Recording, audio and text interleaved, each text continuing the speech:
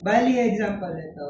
Yung na-remove sa kanya, yung right ovary, kaya siya, usually papaspay lang dapat usual normal, di ba?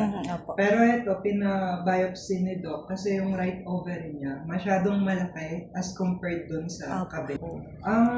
Usually kapag enlarge yung ovary, may certain sizes lang kasi. Kaya siguro hilistopat din ni Doc. So, nagre-regla pa siya? Hindi na ngayon? po, hindi na Okay. Ang ibig sabihin, malaki yung ovary. Sakto siya doon sa isang lagayan eh. Pero usually ang size niya dapat ganito lang.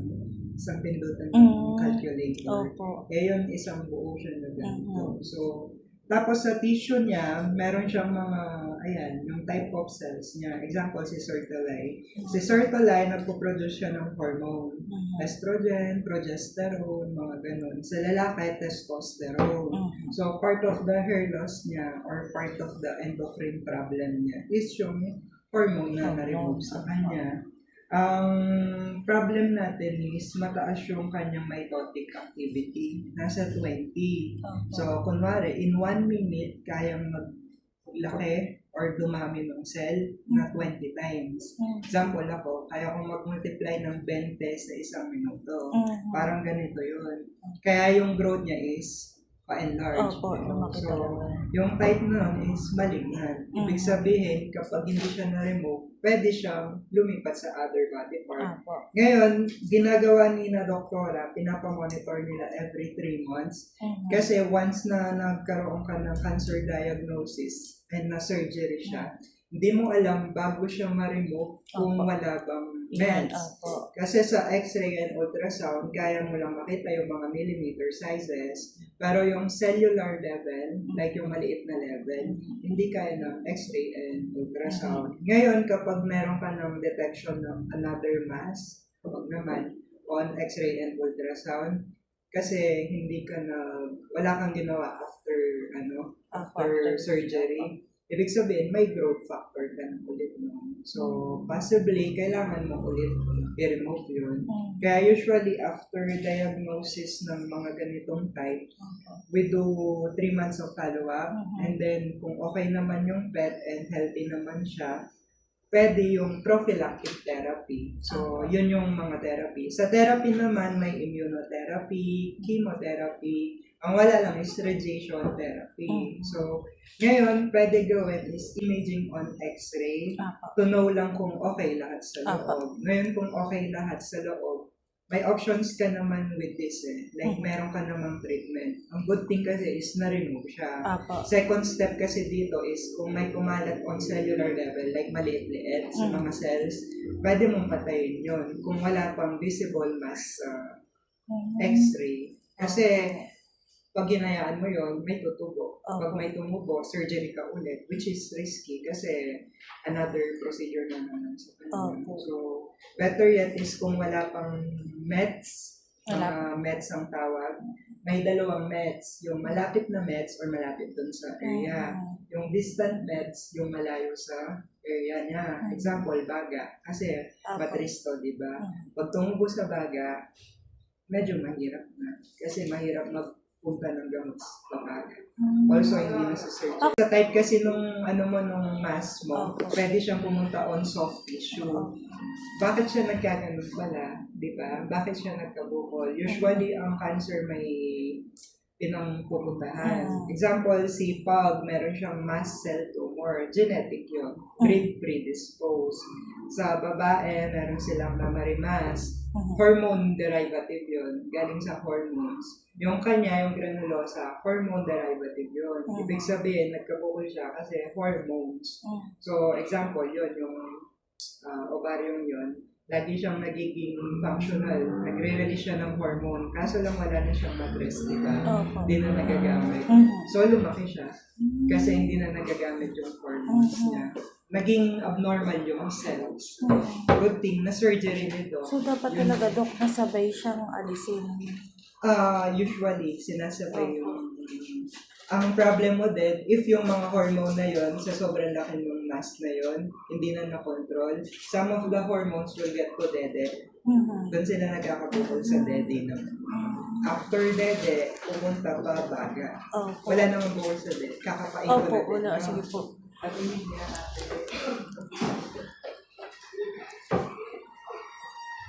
namin. Bali, histopatapos ka na. Ang next step mo niyan is imaging. Kasi ito na yung best time for follow-up mo. Apo. So, pag wala kang mga mass na visible on X-ray Apo. ngayon, and okay yung mga laboratories mo, ibig sabihin, there's more na pwedeng magawa sa kanya to prevent bad things to come sa kanya.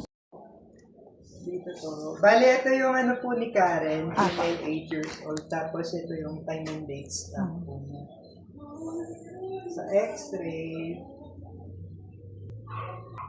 Sa X-ray, ito yung puso, ito yung baga. Apo. Pag puti, more on buto, laman, mga ganon. Pag itim, usually tubig, hangin.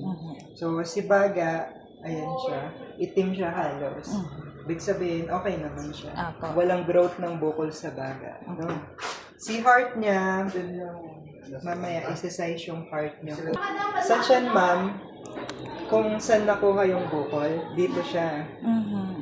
Dito yung growth ng mga granulosa type or ovaries. So, etong area ito, pinafocus natin. Ano bang meron dito? Nandito yung kidney. Ayan, kidney yan.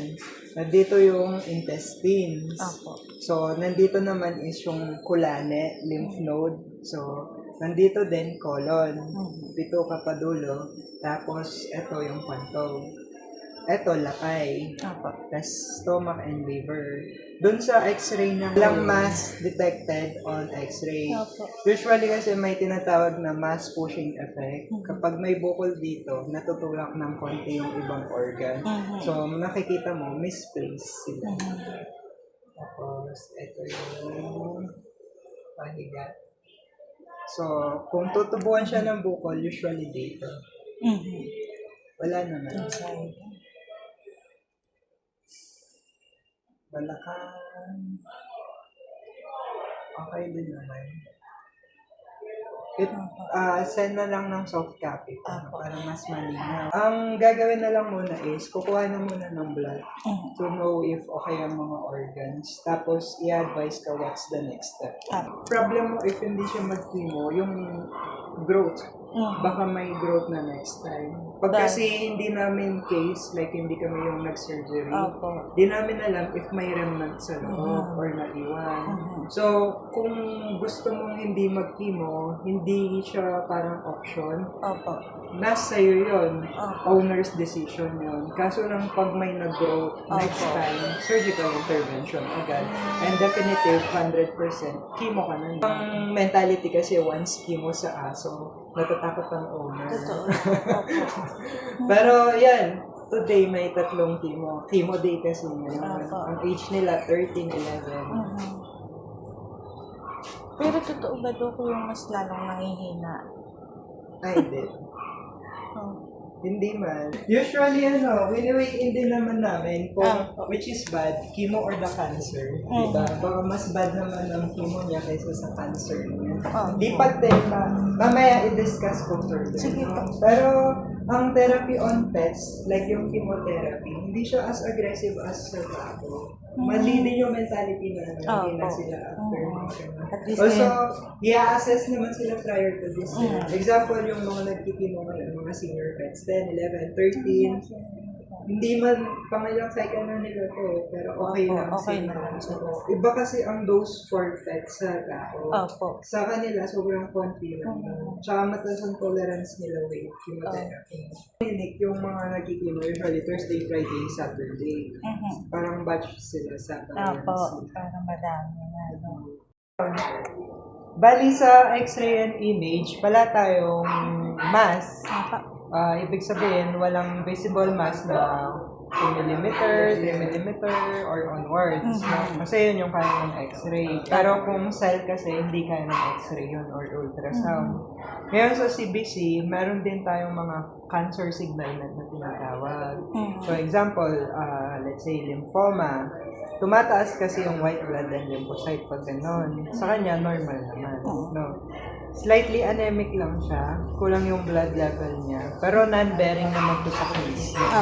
So, ang blood level niya is 29.6. And usually is 39 to 56. Tapos yung platelet niya, 276. Ang usual sa aso, 175 to 460. On range naman, no? Sa organs, ito yung mga organs na malapit dun sa bukol. Albumina at protina, pati ito ng inflammation. Also, pwede rin siyang cancer screening. So, albumin, 29, usually is 22 to 40. Normal naman. Ang protein ng body, nasa 65. Ang usually is 48 to 78. Normal naman. Ang globina, protina din to ng katawan. Pero may subclass siya. 36 siya. Usually is 20 to 43. So, okay din. Ang ALT, liver enzyme, medyo mababa. Nasa 5, usually is 9 to 290. So, need mo lang sigurong liver supplementation. So, other than the ALT, yung other liver enzymes, GGT, ALT, AST, normal naman. No? So, nothing to be worried sa liver. Kasi in consideration to the therapy, kailangan healthy yung liver. Yung creatinine naman, BUN, on range din. Okay pa yung kidneys. So, pag kasi may kidney problem, hindi pwedeng mag-therapy. Glucose, sugar, 5.6. Ang usual is 4.5 to 7.8. Wala din diabetes. No? So, all in all, okay naman yung organs ko. Liver supplement lang. No? So, eto, ginawa kita ng report na lang. Karen, and 8 years old, 6.5 kilos. Ang type of mass niya diagnosed through histopathy, malignant granulosa.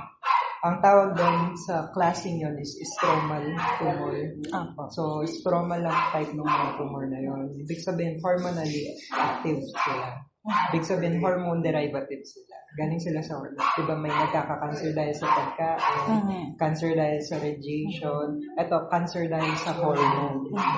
So, ang ano dito, commonly associated siya with endocrine. Ang problem mo, yung hormone na yun kasi na na-release ng cancer, pwedeng na-bind to the other body parts.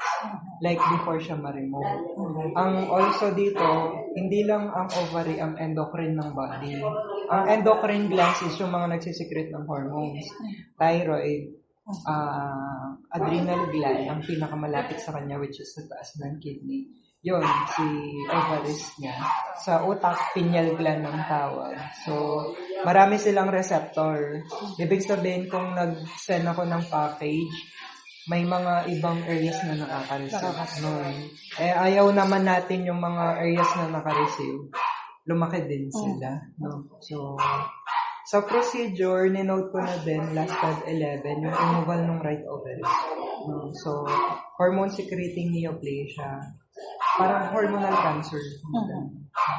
So, nandito rin yung note ko. Ngayon, kung mag-oncologic treatment plan tayo, usually, therapy type natin, adjuvant chemotherapy siya for hormonal modulating protocol. So, every 3 weeks yun.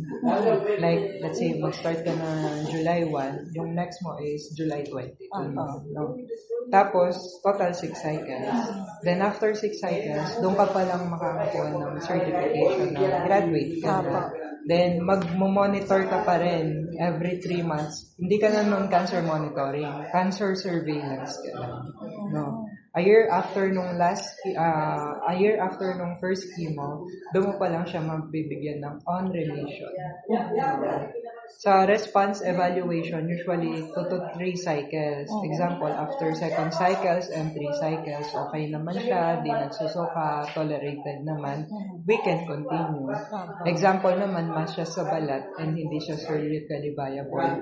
Within 2 to 3 cycles, dapat lumiit na siya para alam na hindi na siya kukontinue siya or hindi.